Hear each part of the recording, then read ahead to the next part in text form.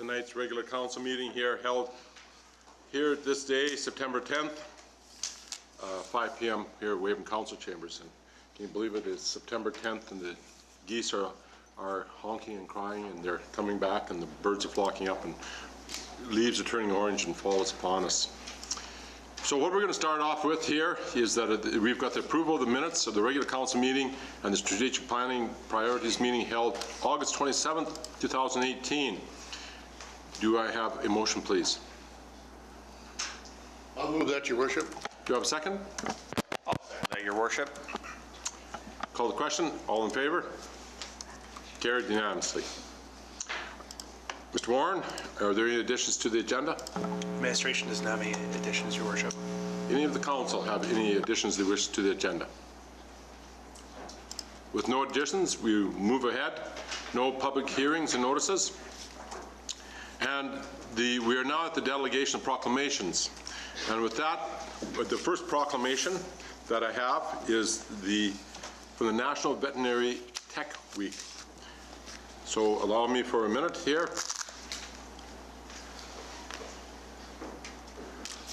Where are there 530 registered veterinary technologists in the province of Saskatchewan, and whereas the Saskatchewan Association of Veterinary Technologists proclaims the third week in October as National Veterinary Technician Week to promote in Saskatchewan awareness of the animal health care's duties of veterinary technologists, and the Saskatchewan Association of Veterinary Technologists was founded to serve and support veterinary technologists in the province, and whereas the Saskatchewan Association of Veterinary Technologists as a not-for-profit and non-unionized organization places emphasis on professional and educational advancement of veterinary technologists so they may better serve the veterinary medical profession, and whereas the objectives of the Saskatchewan Association of Veterinary Technologists are to promote progressive and human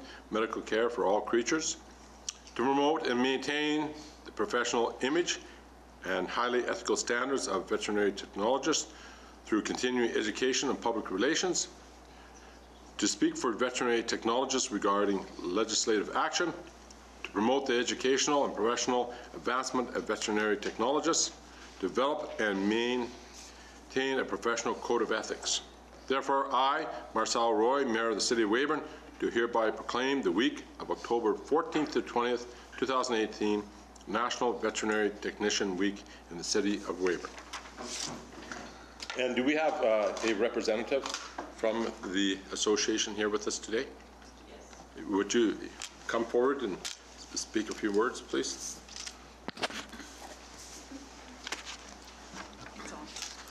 Your Worship and Council, thank you for having me here today to celebrate and recognize the hard work and dedication of the 530 registered veterinary technologists in Saskatchewan and the crucial role they play in promoting animal health and wellness in the City of Weyburn and surrounding areas. This proclamation affirms your commitment to the importance of veterinary medicine and the vital work RVTs perform. Thank you.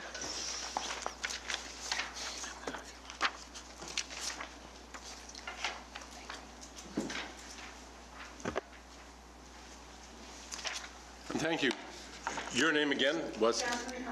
Jasmine Carlton? Yeah. Yes, well, thank you for your kind words there.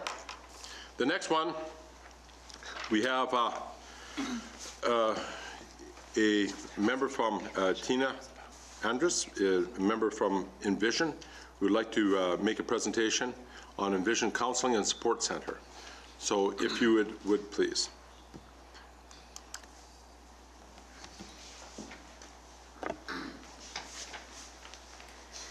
Actually, my name is Tanya Andrus. Okay. That's okay, and I'm just reading by who signed the letter here. So. No problem, and this is actually Krista Daku, and she's our Executive Director. She will begin. First of all, thank you for welcoming us to your council meeting this evening. I would like to share a little bit about what Envision Counseling does in the region. We have 4 offices operating out of Estevan, Weyburn, Carlisle, and Oxbow. And over the past 3 years, we've experienced a lot of government funding structure cutbacks. Now, that has impacted us significantly within all of our offices. We have been able to operate to date without any cutbacks or layoffs. That said, we are reaching out to our cities and our rural municipalities to provide sponsorship so we can enable ourselves to continue to grow and provide the continuity of service. In the letter, you will have noted that we saw over 3,000 clients within the Southeast last fiscal year. In Weyburn, I can just give a small snapshot of what that looks like. I'm actually the former interpersonal violence and abuse counselor for the Weyburn area and have been operating as the executive director for the past 4 years. When I was in that position in 2007, 2008, we averaged between 11 and 15 interpersonal violence and abuse clients. Right now, we are averaging between 45 and 65 on average in the Weyburn office. So, obviously, without increases to our government funding, which is 80% of our yearly budget, we are reaching out for additional community support. Next year is our 25th anniversary. We've been in the city for that long, and this is our first year that we have actually approached the cities for some support and some sponsorship to continue our programming. So I will open that up for questions. We have, but I'll give you just a really quick overview. Out of this office, we have the Interpersonal Violence and Abuse Program, which services individuals whose lives have been affected by interpersonal abuse and violence, be it adult survivors of abuse, sexual assault, interpersonal violence, family violence, domestic violence, the whole gamut. So we serve those who have been directly impacted and those who are secondary survivors. So that includes family members, spouses, all of those that are affiliated with the victim. In addition to that program, we have the Family Intervention Program Counseling, and that is a fairly new program to this area. We received funding in 2012 to be able to embark on that journey, and that is for families with children in the home that are experiencing crisis. So that ranges from a loss of a job to marital breakdown, anything in between. As long as there's kids in the home, they will fit into that program. The whole idea behind that is funding through the Ministry of Social Services to be able to provide preventative work and intervention to families to avoid kids going into care. And the average caseload is about 25 to 30 families in this office, and it continues to stay the same. We've managed to continue to be able to see these families, but we have been operating in a deficit budget for the last 2 years. So we are looking at additional resources to be able to continue our continuity of service. Before I turn over the explanation of the sponsorship package to Tanya, do you have any questions for me?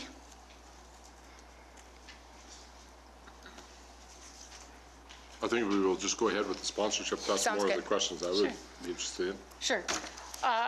And my introduction is just that I have been traveling this southeast corner of the province, which is our area of service, for the past 3 years, and going into RM council meetings and council meetings of towns and communities in this southeast, asking for sponsorship to help this network of communities to help improve service in this part of the southeast. And we have avoided the cities knowing that Estevan, Weyburn have more obligations and have more people coming to them asking for funding. And so but last year, we embarked on a fundraiser in Estevan, and we did make a request to the City of Estevan based on this similar package to this, and the City of Estevan came through for us with a with a transforming $5,000 sponsorship. That's on page 3 of your sheet. So we would request the same or in the same. Now, what we do with this transforming sponsorship is we ask that you space it out so that it's not one hit. So we ask that you would break that up into 5 years. And most RMs and town councils have been so positive and so responsive to this request because they know that we're helping people in their communities. And it's not always the most glamorous or the most exciting, but we certainly do impact families and make people's lives better.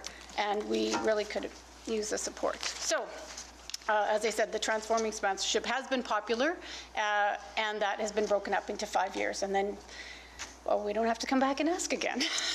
So when you say broken up in 5 years, $1,000 per year per installments. If that's on sort of, sorry about that, page 4. You break it up, 5 years, for 5 years. And then we, again, we try to involve all our RMs and in what we do. It's a way to keep connected.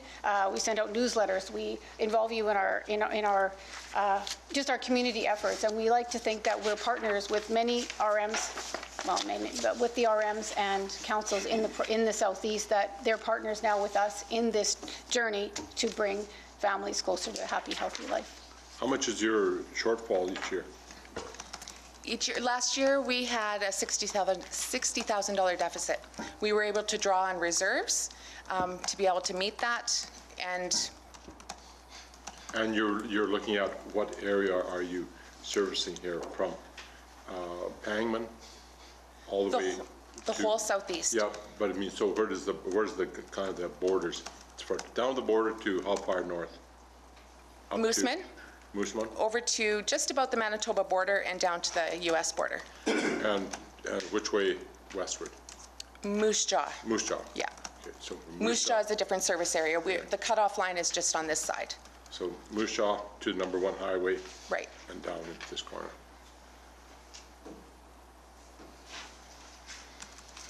Councillors? Question, Mr. Van Betcher?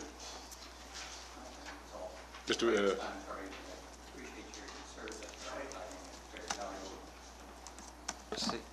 I do appreciate your service that you are providing. It's very valuable, and I think Weyburn is fortunate to have an office in Weyburn so that we are able to provide that service to the people needing it.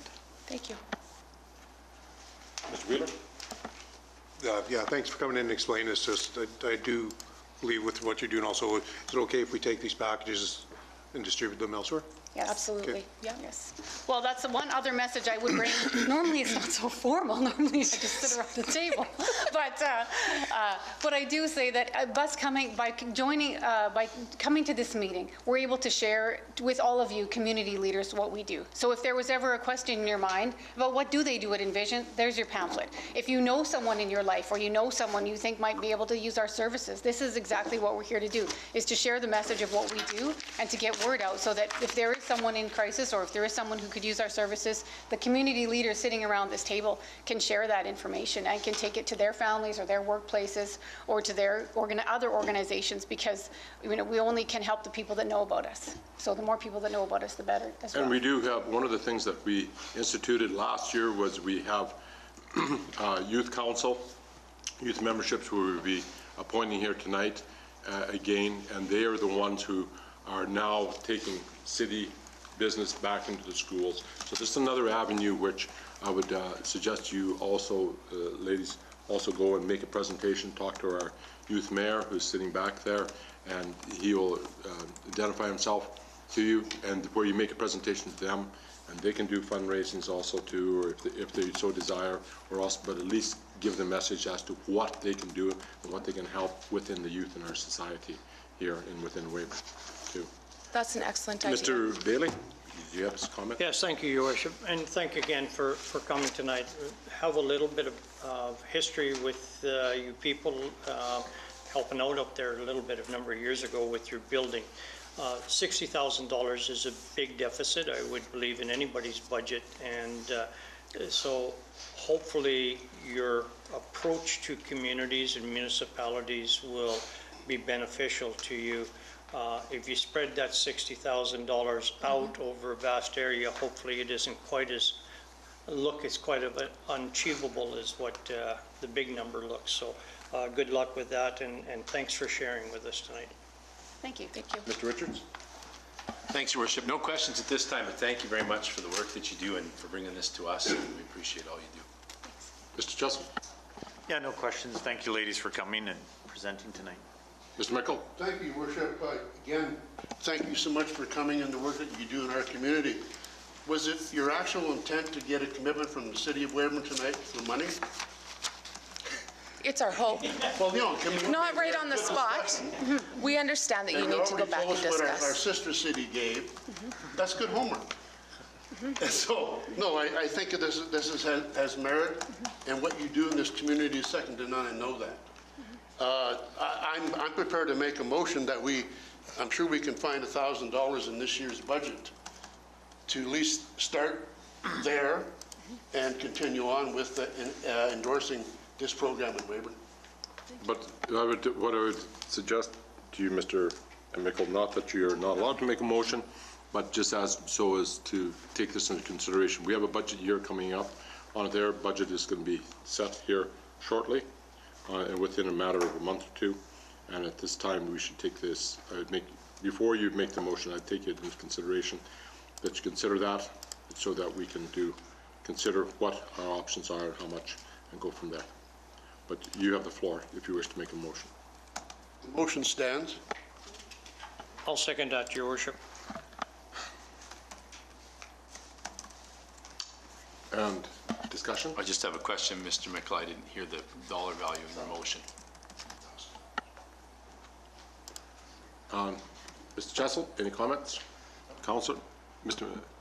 Dunbatchew? Yeah, Your Worship, I agree with you. I would like to take it back and consider it in budget, and, maybe it's more, maybe it's less, but I think I would like to take it, put further consideration than just making a decision right away tonight.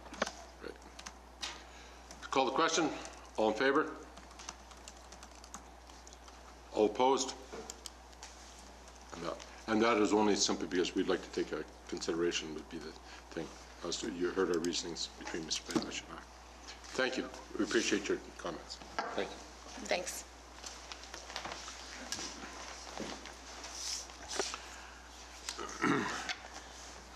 There are no reports of standing committees. We have the consent agenda, the water treatment plant report, if we would, please. So according to sewage work regulation E10.22 regulation number 3 under section 41.2, every permittee of water works shall review the records and logs kept pursuant to section 40 on a monthly basis. So this is a report for August 2018. All the maintenance work is commencing. We are working now for procuring BUM number 3, which is the time frame for it that it will come this week. This is the main issue, which is going. All the BACT samples are okay, negative, so that's good. Nickel Lake has dropped 37 centimeters from the full level of September the 1st.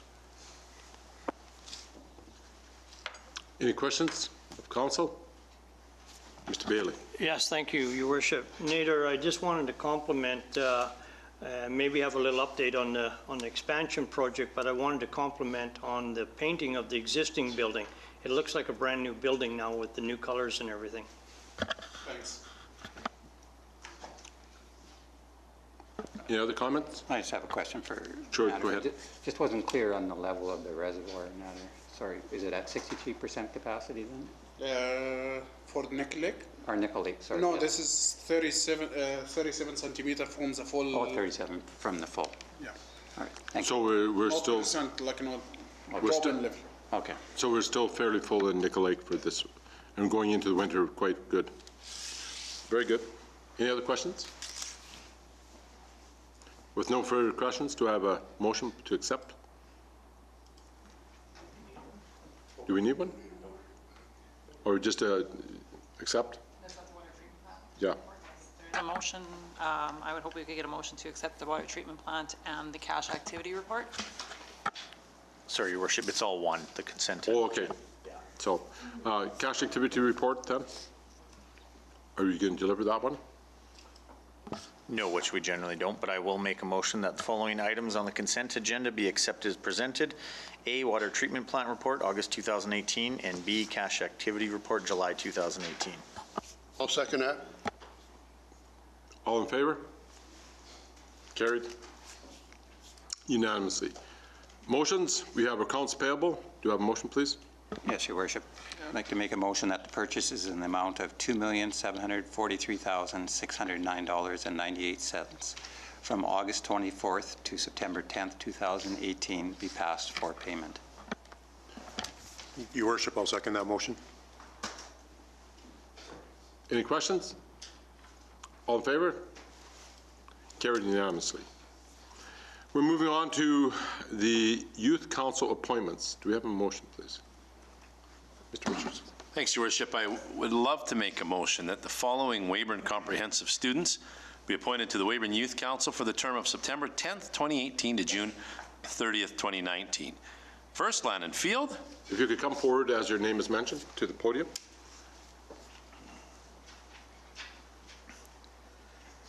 Maya Niffel. Megan Ebel. And Ethan Olson.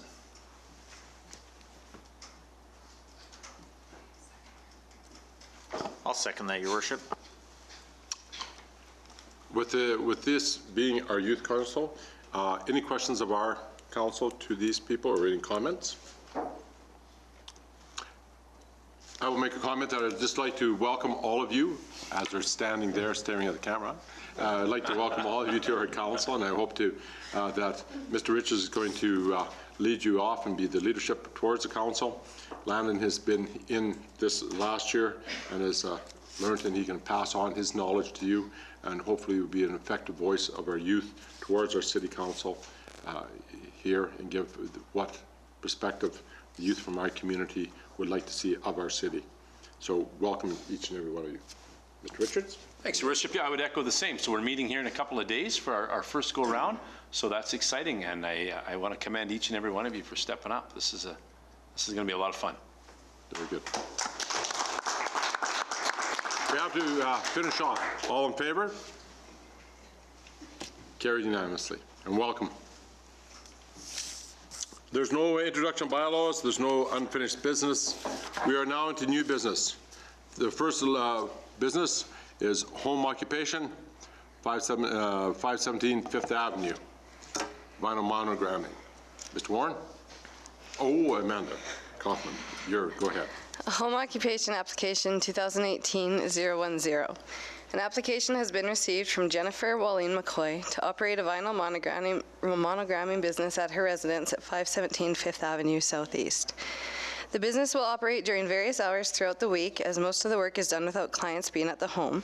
However, there will be customers who stop by to pick up merchandise. No customers will be directed to the dwelling any later than 9 p.m. Home occupations are permitted in R2 zone, but generally deemed controversial, requiring public notification and council review. Neighborhood notices were mailed out on August 21st, 2018 to all neighbors within a 75-meter radius of the applicant's home. Residents receiving the notice were given until Tuesday, September 4th to voice any concern. No concerns or objections were received. Therefore, staff recommends approval of the home occupation for vinyl monogramming business at 517 Fifth Avenue Southeast be approved with the following conditions. No person other than the resident of the dwelling unit shall be engaged in the home occupation as an employee or volunteer. No advertisement carrying out the address of the dwelling in which the home occupation occurs may be placed in any media. The face of any home business sign on site must not exceed 0.092 square meters and must be placed within the inside half of the front yard setback. Home occupations are subject to periodic review to ensure compliance. No customers shall be directed to the dwelling after 9 p.m. Monday through Sunday. Owner's driveway shall be used for off-street parking for clients, and City of Weyburn business license is required prior to operation of home occupation. Do you have a motion, please?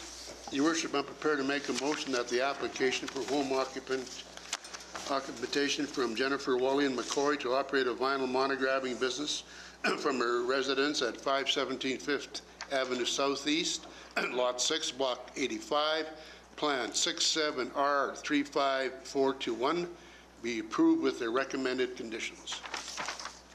Second? I'll second that, Your Worship. Discussion? Mr. Richards? Thanks, Your Worship. Amanda, can you help me understand what this business really is? And I apologize for not, but I'm thinking about, is there machinery that's going to be used in printing these vinyl letters? I believe it's transferring images to coffee cups or pillows, or it's stuff like that. That's more crafty and Okay. home-based crafts that she's going to be selling and offering. Okay, thanks. Any further questions? If there's no further questions, call the question.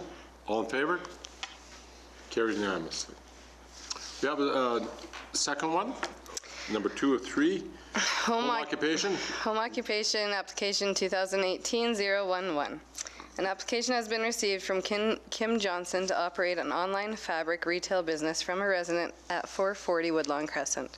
The business will operate during various hours throughout the week. Most of the work is done online. However, there will be customers who stop by to pick up their merchandise. No customers will be directed to the dwelling any later than 9 p.m. Home-based occupations are permitted in the R1 zone, but generally deemed controversial, requiring public notification and council review. Neighborhood notices were sent out on August 21st, with them having till Tuesday, September 4th to voice any concerns. No objections or concerns were received, therefore staff recommends approval of the home occupation for online retail fabric business at 440 Woodlawn Crescent be approved with the following conditions.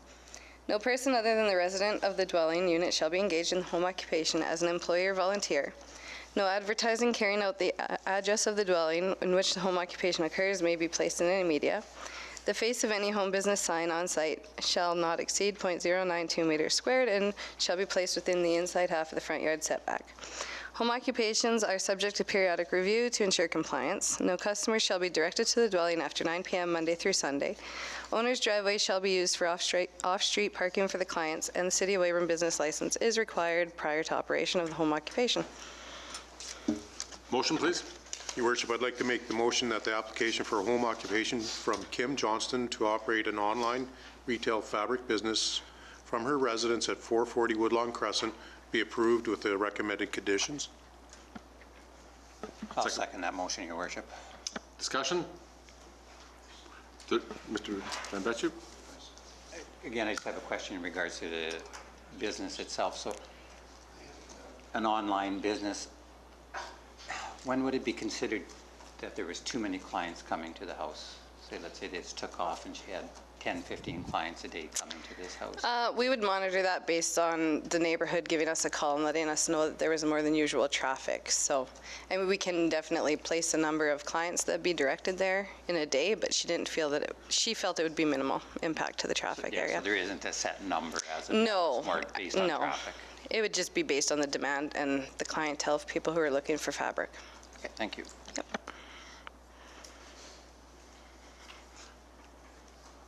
Call the question. All in favor? Carried unanimously. The next one is home occupation, 3 of 3. Home occupation 2018-012. An application has been received from Sandy Johnson to operate an automobile cleaning and detailing business from her attached garage at 105 Birch Drive. The business will operate between the hours of 5 p.m. to 9 p.m. Monday through Friday and 8 a.m. to 8 p.m. Saturday and Sunday by appointment only, with minimal anticipated increase to traffic flow. The applicant does not anticipate doing more than 1 vehicle per day and will do all the necessary work in her driveway and attached garage. She will be using an electric pressure washer, which generates a comparable noise level to a household blender. Home-based occupations are permitted in the R1 zone, but generally deemed controversial, requiring public notification and council review. Neighborhood notices were sent out on August 21st, with the neighbors having until Tuesday, September 4th to voice concern. 3 neighbors did submit concerns. The concerns were with regards to potential noise, extra vehicles parking on the street, as well as the business being more of a commercial operation.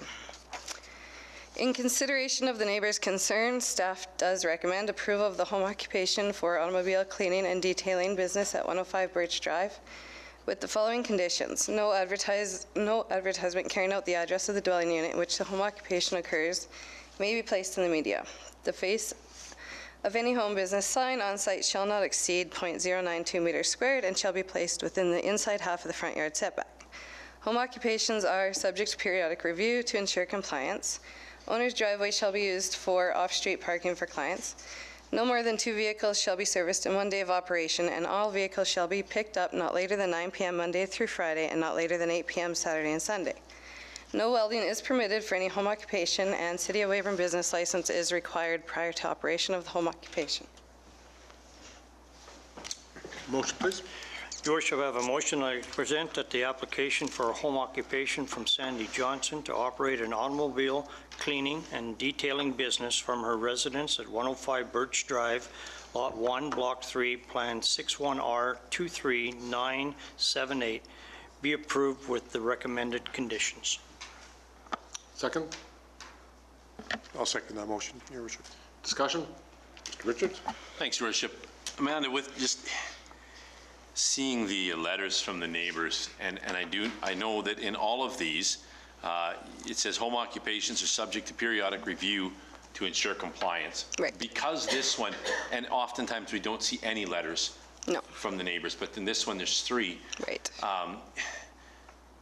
Is it out of the question to give this I don't know, a 3-month trial period or something to ensure that the neighbors are not disrupted? No, we could make that a condition on there for sure. I'm just curious because they're pretty strong concerns here. Right. And all about the noise. So I don't know if that's something we want. Yeah, we can definitely put a time frame on it and then revisit, and we can go back to the neighbors who did have concerns. And I guess my second question, if I may, Your Worship, is how do we regularly review compliance of these home occupations? Because I know, for example, the fire chief will come into a commercial business downtown to make sure everything is in order and being done properly, make sure the bylaws are there, and most businesses are regulated by workers' compensation or those kind of things, or other industry associations, but do we have any sort of a system in place to review home-based businesses? No, we don't. We base all of our reviews on neighbors that would phone in and let us know if there was anything out of the ordinary. When that does, and we've had it happen many times, so then we will look into it, whether it was parking or noise, and we do send letters to the home occupation owners, and they're pretty good with complying. But if there was an ongoing concern, we would definitely take action, but not regular. We don't have any regular. Right, thank you. I will say that I agree with Mr. Richards in the point that we have concerns from neighbors, but at the same time, we most certainly don't want to stop entrepreneurship, because that is what our country is based on and what makes us strong, that we can go out and seek out and make our business. But my question to you is not so much a probationary period as looking at how many extra cars can be placed in front of her house so that they're not bothering everybody. And I would take it that would be the concern, is that we've got all these cars parked on the street. Right. And we don't need, and you have stating that they can have only 2 at a time. Yeah, she's on a corner site. She's on the corner of Birch Drive and Douglas Road. So she does have a double wide driveway with an attached garage, so she doesn't really have street parking in front of her house. She does work full-time for Sun Country Health, so I did go back to her with the concerns from the neighbors, and she advised she would be doing no more than, if any, 1 vehicle at a time, or on a day. It's more of a extra time for her. Mr. Mickle. Thank you, Worship. I have a concern with this. People have spoken out. A commercial automobile detailing business has no place in a quiet residential area. I totally support that. The only problem, if you could give them conditions of going for 3 months and they happen to buy a lot of equipment to do the work, and all of a sudden the response comes in and we shut it down, there's an expense to the business. I don't want to deter business either, but when you have 3 people around that area that are complaining, that sends a message to me that I cannot support this motion.